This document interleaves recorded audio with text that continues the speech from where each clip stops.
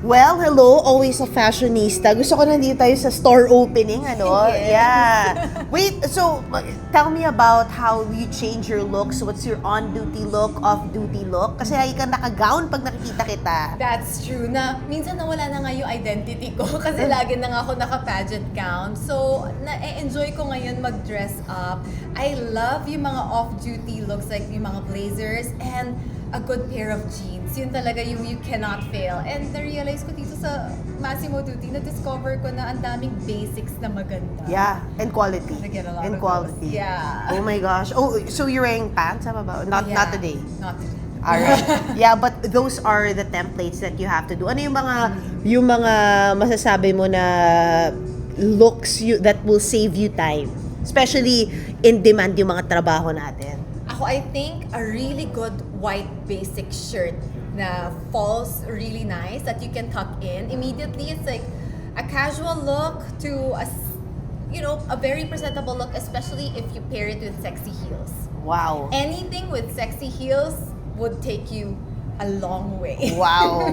Tsaka hindi na nakakaya pag biglang may ma-meet ka, you run into someone. Yeah, so at least parang casual yung look mo on top. It's not flashy, but then when you go down there, you know she means business. I love it. And speaking of business, how are things? I heard, nanggaling ka kung saan-saan, nag-host ka, ano yung mga in-host mong pageant? Yeah, galing akong Miss 100 Islands in Alaminos. Oh, wow. Nakapag-break ako ng slide kasi nag-island hopping ako doon. A lot of lapang Oh, wow. with the boodle platters. Oh, my gosh. Yeah, so that was wonderful. And then straight to running. Running Yeah. era tayo ngayon. Running era ka pala!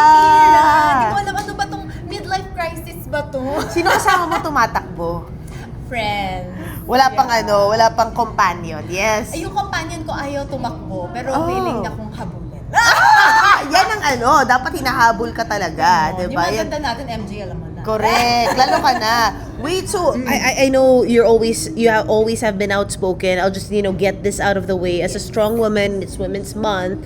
We do know the hot topic about men.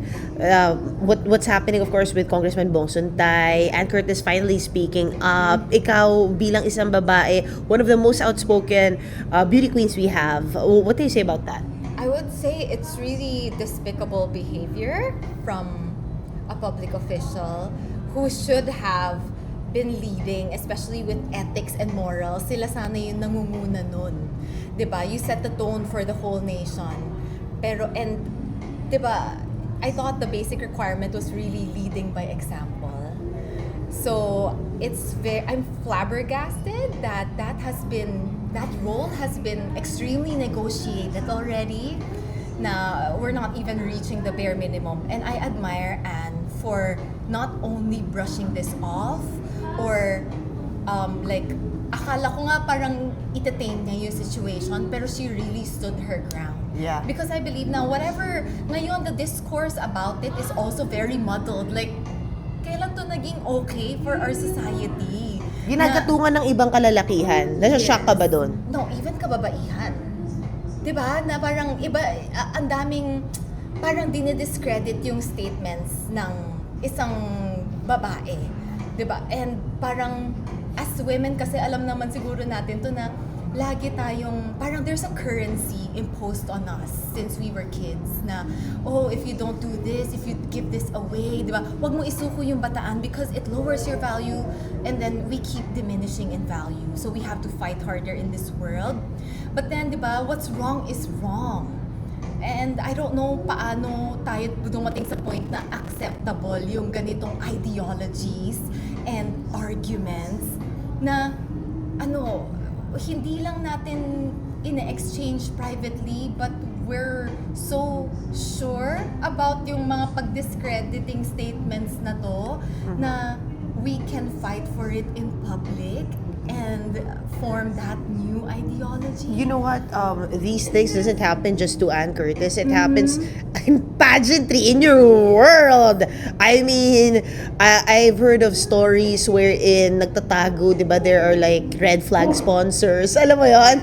Na di ba? They would invite you to sus parties. Ano yan? How do you Honestly, Honestly, Yeah. MJ, hindi ko na-experience yun when I was in pageantry. I really felt empowered when I was in pageants, especially with Binibini na alagang-alaga kami. Ay, We are oo. so valued and protected as women.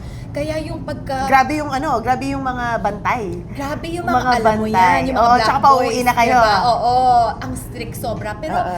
even when I'm a very, yung from a Chinese family, conservative, pero nung alam ko may swimsuit portion, I didn't feel like kabastos-bastos siya. I didn't feel like it was for the male gaze. I felt like I was willing to represent like women and certain body types and just being confident in your own skin. So now, like with all this happening, I had to check myself again. Na parang, am I posting these? Mali ba yun? Or, kasi the whole time, kung ako, magpo-post ako nang nasa beach ako, alangan naman mag-t-shirt at long sleeves tayo sa beach, di ba? Na parang, iniisip ko, it's for the girls, it's for the gays, di ba? Pero it was never for the men. Ever. Especially not with that motivation, sirs. What do you want to say? Like, how can women protect themselves nowadays? Oh, I think women should really be outspoken about this. We should stand our ground and we should not blame ourselves for this in any way. And this is why Women's Month is always celebrated as a reminder because I feel like I lived that golden age. Now women are very empowered and we took it for granted in a way. Kasi the fact that it is so fragile right now and you see how messy the discourse is about everything that's happening.